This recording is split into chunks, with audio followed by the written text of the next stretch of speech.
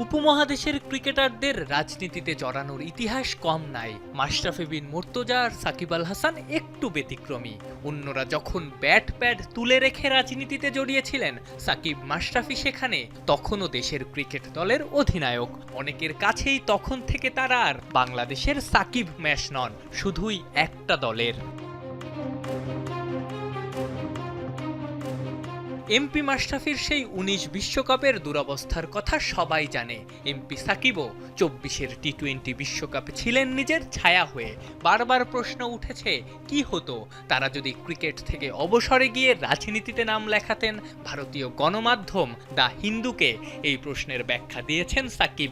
পেছনে ফিরে তাকালে এক সময়ের বিশ্বসেরা অলরাউন্ডারের মনে হয় অবসরের পরেই রাজনীতির জলকাদা গায়ে মাখলে ভালো হতো, কিন্তু একই সাথে মনে করিয়ে দিয়েছেন তার অবসর পরিকল্পনায় তখন সেই সিদ্ধান্তকেই সঠিক মনে হয়েছিল।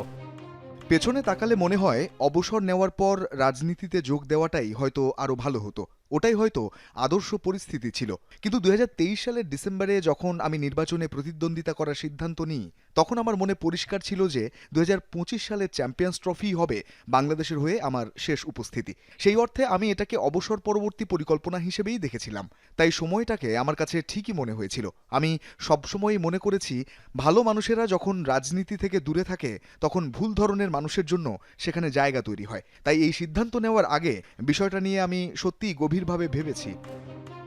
এই রাজনৈতিক কারণেই যে দেশের অহংকার গায়ে মেখে ১.৫ যুগ খেলেছেন, সেই দেশ থেকেই নির্বাসনে সাকিব। তবে এখনও দেশে ফিরে দেশের জার্সি গায়ে তোলার সুপ্ত বাসনা মনে লালন করেন।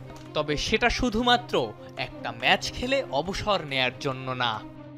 এমন নয় যে আমি শুধু আর একটি ম্যাচ খেলেই বিদায় নিতে চাই। আমি এখনও শারীরিকভাবে ফিট আছি এবং আমার বিশ্বাস দলের জন্য এখনও আমার কিছু দেওয়ার আছে। মহান আল্লাহর রহমতে সাম্প্রতিক সময়ে যে ম্যাচগুলো খেলেছি সেগুলোতে ভালো পারফরমেন্স করেছি, তাই সেই আত্মবিশ্বাস এখনও আছে। আমি এমন অবস্থায় যেতে চাই না যেখানে শুধু বিদায়ী ম্যাচের জন্য আমি দলের উপর বোঝা হয়ে দাঁড়াই। যতদিন মনে হবে আমি অবদান রাখতে পারছি ততদিন খেলতে চাই। আমি বিশ্বাস করি এখনও সেই সামর্থ্য আমার আছে।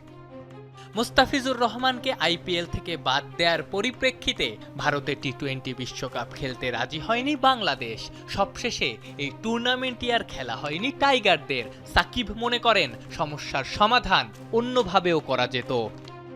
আইপিএল ভারতের ঘরোয়া টুর্নামেন্ট, তারা সিদ্ধান্ত নেবে কে খেলবে বা কে খেলবে না। আর এই ধরনের ঘটনা কিন্তু ফ্র্যাঞ্চাইজি ক্রিকেটে নতুন না। আমারও এমন হয়েছিল। একবার একটা আইপিএল দল আমাকে নিয়েছিল, পরে ছেড়েও দেয়।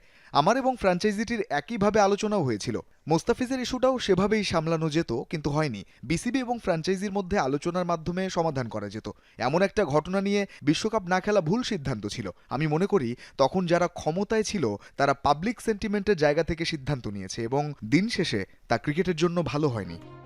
দেশ থেকে নির্বাসিত সাকিব আশা রাখেন এই বছরের শেষ ভাগে দেশে ফিরবেন। আফরান পিয়াল, যমুনা স্পোর্টস, ঢাকা।